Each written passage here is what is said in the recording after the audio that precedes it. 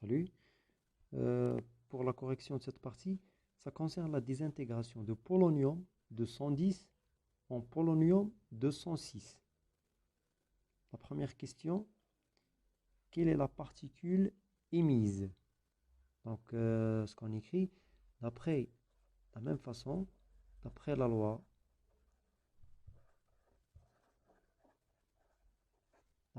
de Soddy. Alors, qu'est-ce qu'on a?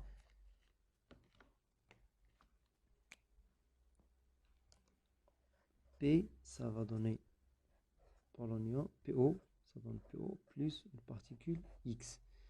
Donc ici 206,84, 210, 206,82 A et Z.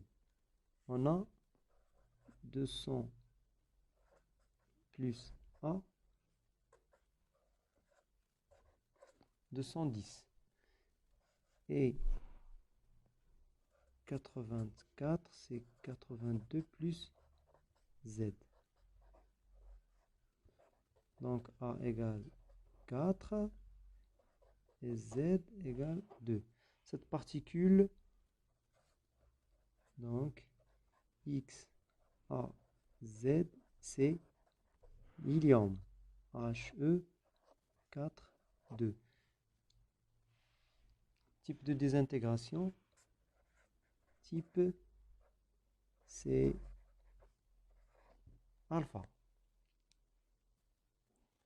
Deuxièmement, 1, 2.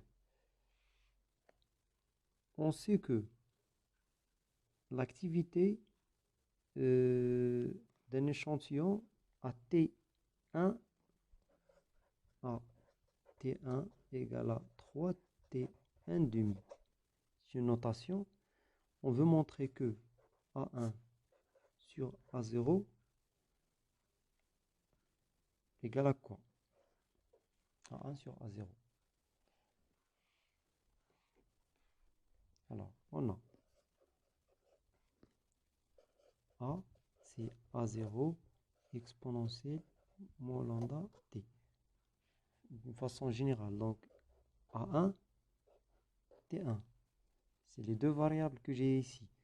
A, c'est une constante, c'est AT égale à 0. Et lambda, c'est la constante radioactive. Alors, A1 sur A0.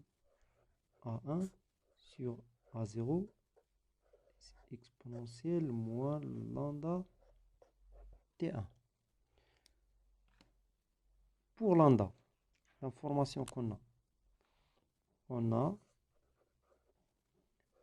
lambda c'est ln de 2 sur T, ln de 2 sur T1 demi. Donc, ln de 2 sur T1 demi. On remplace A1 sur A0. Donc, A1 sur A0 égale à quoi? Exponentielle moins ln de 2 sur T 1 demi. Ce que j'ai remplacé, c'est lambda. C'est ln de 2 sur T 1 demi fois T1. T1 égale à quoi? D'après la donnée que j'ai eu au début, c'est que T1 égale à 3 T1 demi. Donc fois 3 T1 demi. On simplifie T1 demi et T1 demi. Ça nous reste que A1 sur A0 exponentielle moins 3 exponentielle moins 3 ln de 2. D'après les relations de logarithme, A ln de B égale à ln de B à la puissance A.